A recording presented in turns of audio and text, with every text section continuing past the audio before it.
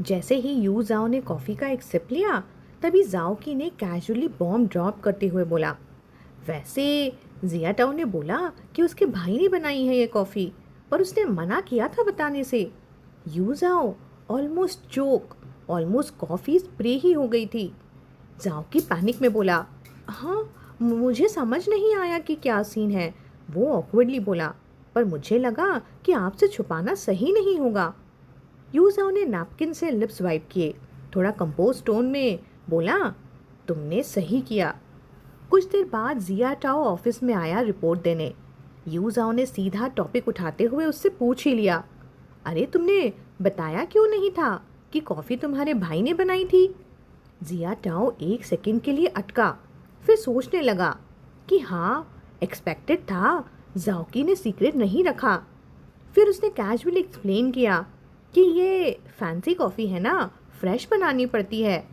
मुझे सिर्फ मेरा भाई ही याद आया, पर उसने बोला था कि शायद उसने आपको ऑफेंड किया था, तो मैंने। पर यू जाओ ने उसे बीच में ही रोक दिया, बोला, ठीक है, समझ गया, उसने मुझे ऑफेंड नहीं किया, बस मिसअंडरस्टैंडिंग थी। जिया टाओ विजिबली रिलैक्स हुआ, बोला, अच्छा है, तो मिसअंडरस्टैंडिंग क्लियर ना? यू जाओ ने कामली ऐड करते हुए कहा, आगे से उसे इतनी तकलीफ मत दो। फिर बोला, आज मैं सबको आफ्टरनून टी ट्रीट दे रहा हूँ, तो तुम तुम्हारे भाई की शॉप से ऑर्डर करना और 20% एक्स्ट्रा सर्विस चार्ज भी देना। जिया टाओ थोड़ा सरप्राइज हुआ, बोला, ये तो बहुत जेनरस है। कोई बात नहीं, यू जाओ ने सिंपली रिप्लाई किया। जिया टाओ के जाते ही रूम फिर से साइलेंट। यू जाओ ने हल्की सी नोज रब की। सच बोले तो वो खुद क्लियर नहीं था कि जिया लिंग ने उसे ऑफेंड किया था या नहीं। टेक्निकली जिया लिंग ने कूजिंग को तब परस्यू किया था जब यू जाओ और कूजिंग का रिलेशन ऑफिशियली स्टार्ट भी नहीं हुआ था, तो गलत क्या था? फिर भी अंदर कुछ चुभ रहा था। कूजिंग को याद भी नहीं था कि जिया लिंग कौन बंदा था, पर यू जाओ अभी तक याद रखे हुए था। उसने खुद को मेंटली स्कोल्ड भी किया कि इतना पेटी भी नहीं होना चाहिए, थोड़ा ब्रॉड माइंडेड होना चाहिए। पर फिर भी वो अनकंफर्टेबल फीलिंग गायब ही नहीं हुई। डेस्क पर रखी वो रोज़ कॉफ़ी वैसे ही अनटच्ड रह गई। उसी इवनिंग उसका फ़ोन बजा। रिंग करने वाला था कू जिंग। कॉल कनेक्ट होते ही बोला, मैं आज रोज़ कॉफ़ी पी रहा था, पर मुझे लगता है कि ये रोज़ हनी भी तुम्हारी फ्रेगनेंस मैच नहीं करता। यू जाओ का मूड ऑलरेडी ऑफ था। उसने सीधा ही बोल दिया, मैंने भी आज रोज़ कॉफ़ी ट्राई की, पर मुझे पसंद नहीं आई। दूसरी तरफ एक सेकंड का पॉज हुआ। ओ, मैं अमेरिकानो ही पीऊँगा। ओ, कूजिंग थोड़ा कंफ्यूज्ड, क्या हुआ? अरे नथिंग नथिंग। कूजिंग तुरंत स्मूथ हो गया, फिर एग्री करते हुए बोला, हाँ, रोज़ कॉफ़ी एक्चुअली बेकार ही होती है, मैं भी अब अमेरिकानो ही पीऊँगा। और कॉल ख़त्म। पर अजीब बात ये थी कि पूरे दिन की जो इरिटेशन थी यू जाओ के मन में, वो अब धीरे धीरे डिज़ोल्व हो गई, जैसे किसी ने क्वाइटली अंदर के नॉट्स खोल दिए हों। पर जैसे ही कूजिंग ने फ़ोन रखा, उसे दूसरी कॉल आई। कूजिंग? दूसरी साइड से वॉइस थोड़ी टेंस सी थी, तुम्हारा फियांस फेमस हो गया है। फ़ोन के उस साइड से जब न्यूज़ आई ना, तो कूजिंग लिटरली फ्रीज हो गया। एक सेकंड के लिए तो फ्रीज ही हो गया। फिर बोला, ये इतना बड़ा इशू कैसे बन गया? उसने इरिटेट होके बोला। उसको समझ ही नहीं आ रहा था कि सिंपल सा शॉपिंग सडनली स्कैंडल कैसे बन गया। दूसरी साइड से तुरंत एक्सप्लेनेशन आया कि तुम्हारे फियांस को एक सेलिब्रिटी के साथ शॉपिंग करते हुए देखा गया है और मार्केटिंग अकाउंट्स उसे अलाइड रिलेशनशिप बना के एक्सपोज करने वाले हैं। अलाइड मतलब क्या? कूजिंग का टोन ऑलरेडी शार्प हो गया। शॉपिंग कर लिया तो रिलेशनशिप हो गया क्या? कल रेस्टोरेंट चले गए तो क्या बोलेंगे? होटल बुक कर लिया। एग्जैक्टली वही बोलेंगे। दूसरी तरफ से सीधा जवाब आया, रेस्टोरेंट का मतलब आर्टिकल में डायरेक्ट होटल बुकिंग हिंट कर डालते हैं।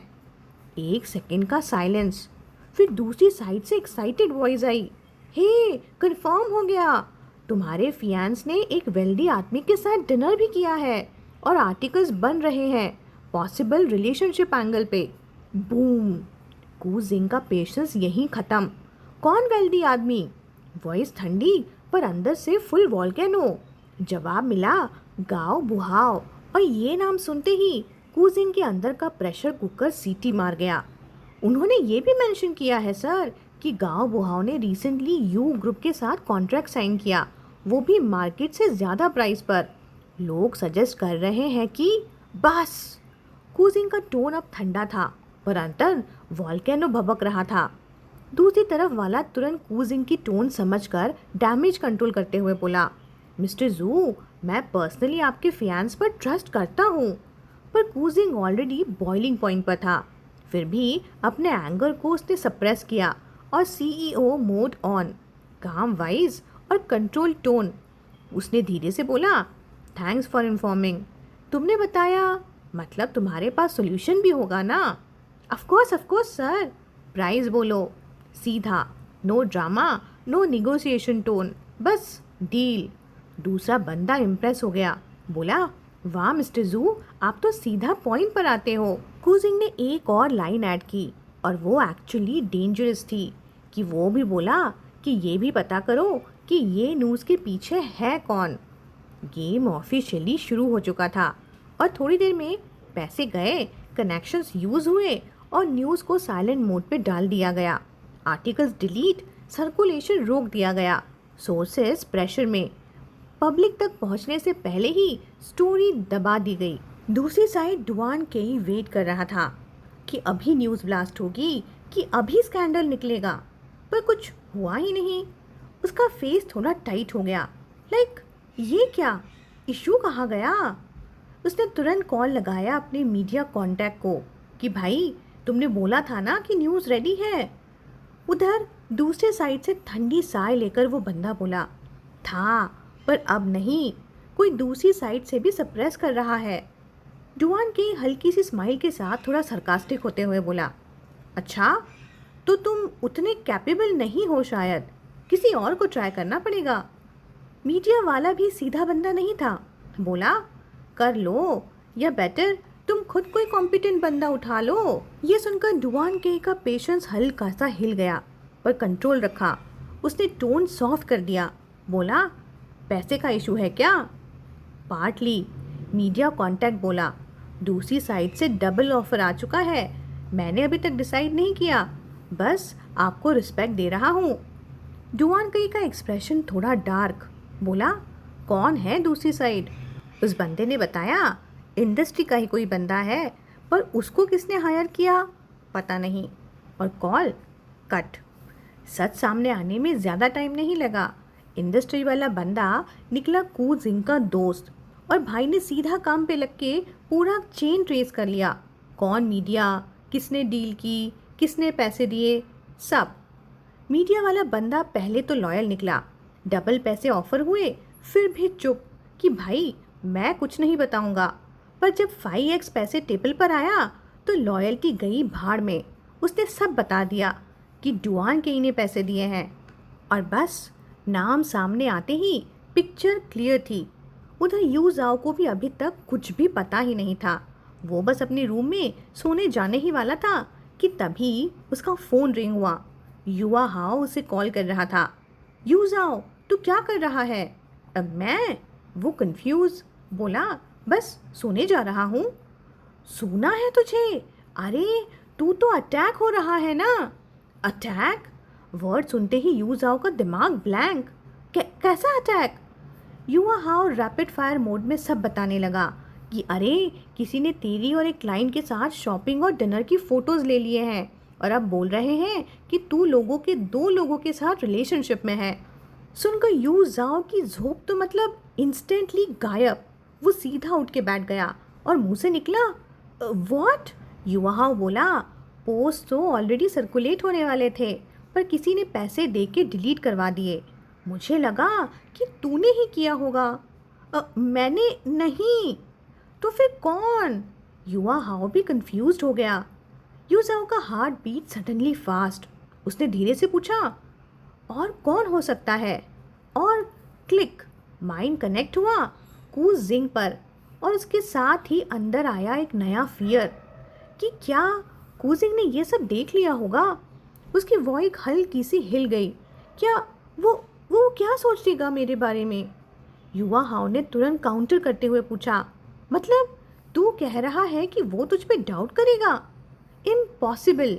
अगर डाउट होता तो वो इतनी मेहनत करके न्यूज़ सप्रेस क्यों करता? यू जाओ ने तुरंत लॉजिक दिया, पर वो लॉजिक थोड़ा ठंडा था। उसने धीरे से बोला, कर सकता है, क्योंकि अगर मेरा स्कैंडल बाहर आता तो उसकी रेपुटेशन भी इफेक्ट होती ना। जैसे अगर डुआन के का अफेयर पकड़ा जाता तो यू हाई पहले न्यूज़ दबाता, लव के लिए नहीं बट इमेज के लिए। Room silent. यू जाओ बेड पर बैठा था, सामने वेस में भरे हुए ब्लू फॉरगेट मी नॉट्स, और उसका मूड भी वैसे ही, थोड़ा ठंडा, थोड़ा उदास, थोड़ा डाउट से भरा हुआ।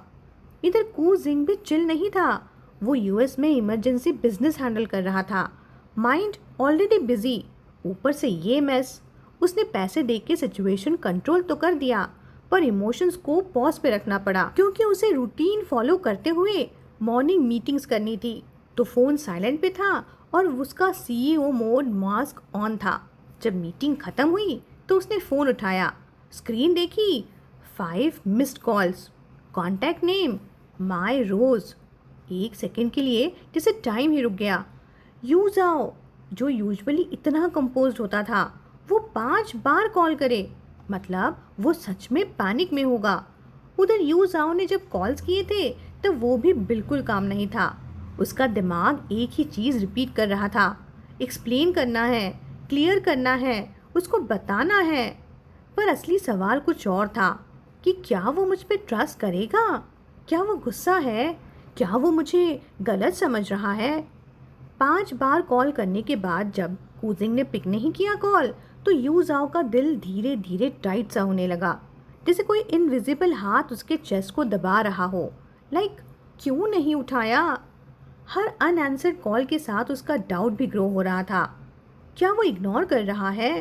क्या वो गुस्सा है या बिलीव ही नहीं करता मुझे? उधर कूजिंग कंप्लीटली अनअवेयर था। उसको तो पता ही नहीं था कि उसके मिस कॉल्स ने इधर किसी के इमोशनल सिस्टम को क्रैश ही कर दिया है। पर पेरेंट्स के एक्सपीरियंस ने उसको एक चीज़ सिखा दी थी कि फियांस के 5 मिस कॉल्स मतलब डेंजर जोन। बस तो अब पक्का कुछ बड़ा होने वाला है। ये सोच के उसने तुरंत फ़ोन अनलॉक किया और कॉल बैक किया, पर फ़ोन स्विच्ड ऑफ आ रहा था। कूजिंग का दिमाग तुरंत ओवर थिंकिंग मोड में चला गया कि फ़ोन स्विच्ड ऑफ है, सच में ऑफ है या मुझे ही ब्लॉक कर दिया गया है। सिचुएशन सीरियस लगते ही उसने अपने सेक्रेटरी टैंग के का फ़ोन उठाया और दोबारा कॉल लगाया। पर जैसे ही उसने टैंग के फ़ोन पर भी वही मैसेज सुना कि फ़ोन स्विच्ड ऑफ है, तब एक सेकंड के लिए उसने रिलीफ महसूस किया। फिर अगले ही सेकंड भड़क गया कि कैसा क्रैपी फ़ोन है तेरा, जब भी मैं फ़ोन करता हूँ तो मेरी वाइफ का फ़ोन स्विच्ड ऑफ ही आ रहा है। गुस्से में कूजिंग ने फ़ोन ही फेंक दिया। फिर भी बंदे ने काम रहने की कोशिश करते हुए फ़ोन उठाया और फिर पूछा, क्या मैं कंपनी कॉल करके पूछूं? मतलब लॉजिक ऑन और इमोशंस ऑफ। कूजिंग ने एक ब्रेथ लेकर गुस्सा कंट्रोल किया और बस बोला, ऑल राइट। टैंग के ने यू कंपनी के ऑफिस में कॉल लगाकर डिटेल्स ली और फिर कूजिंग को इन्फॉर्म करते हुए बताया कि प्रेसिडेंट यू जाओ सिक लीव पर है।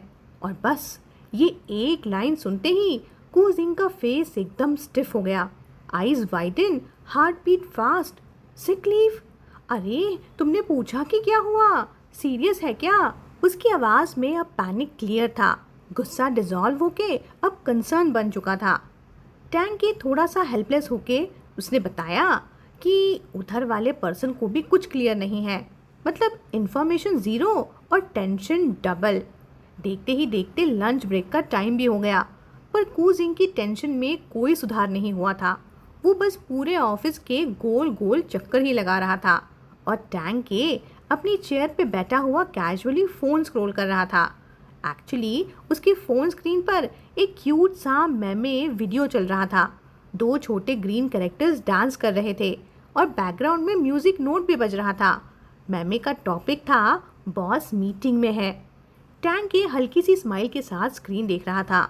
मीनवाइल पीछे से ऑफिस के चक्कर लगाते कूजिंग ने ये स्माइल नोटिस कर ली और बूम, अगले ही सेकंड कूजिंग टैंग के की टेबल पर अपने दोनों हाथ टेबल पे पटके और बोला, मेरी बीवी बीमार है और तुम यहाँ हंस रहे हो।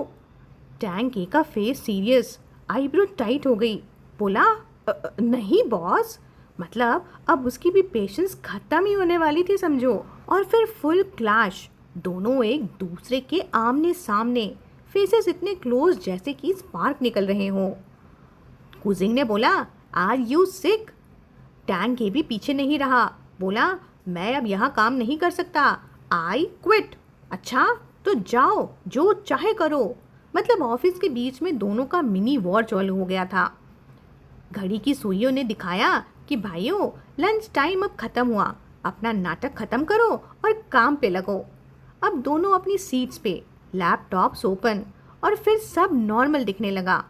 नेक्स्ट एट 5 PM लैपटॉप बंद। बोला, फाइनली ऑफ वर्क। टैंकी ने चेयर पीछे झुकाई, टाई हल्का सा लूजन किया और एक डीप एक्सेल लिया।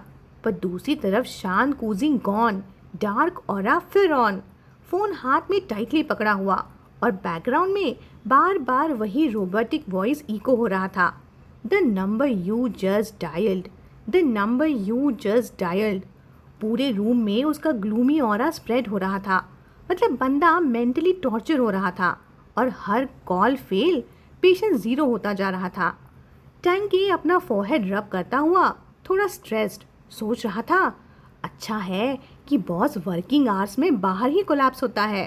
टैंकी फाइनली उठा, हाथ से सिग्नल करता हुआ बोला, all right boss, stop calling.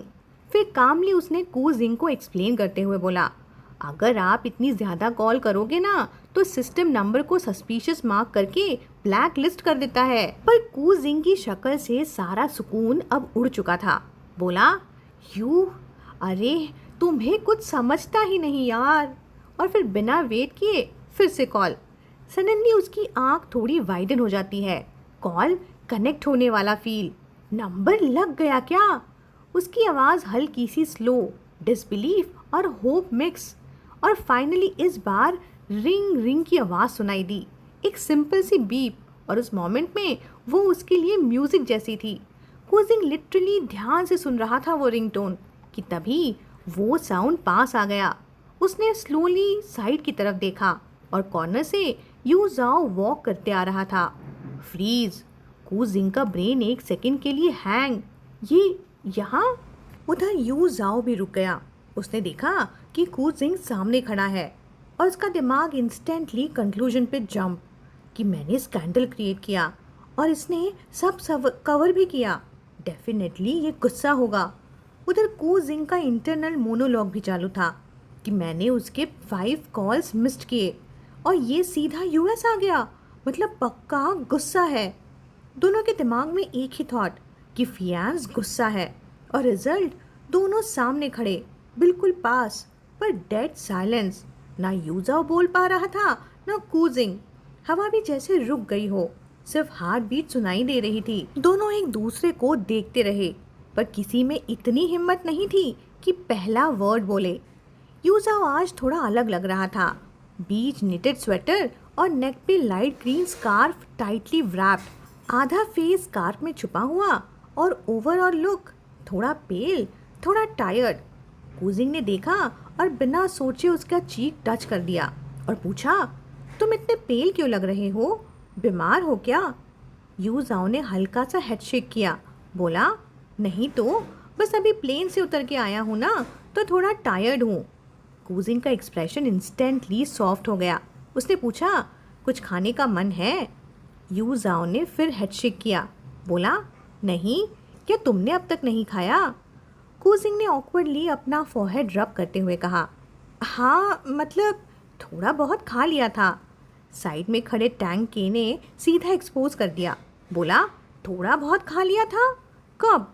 पता है मिस्टर जूक तो पूरा दिन आपकी टेंशन में ही थे, कुछ भी प्रॉपरली नहीं खाया। यू जाओ जेन्युइनली सरप्राइज, लाइक मेरी वजह से? कूजिंग ने थोड़ा थ्रोट क्लियर करके कैजुअल बनने की कोशिश की और बोला, मैंने तुम्हारे कॉल मिस किए ना, फिर जब कॉल बैक किया तो तुम्हारा फ़ोन ऑफ, तो थोड़ी टेंशन हो गई थी। ओह, यू जाओ ने सॉफ्टली रिप्लाई किया, मैं फ़्लाइट में था इसलिए फ़ोन ऑफ था। अच्छा, अब समझ गया। कूजिंग ने साय ऑफ रिलीफ लिया। बोला, चलो ठीक है, क्या प्लेन में खाना खाया, रेस्ट मिला? खाया था, खाना ठीक था, बस टायर्ड हूँ।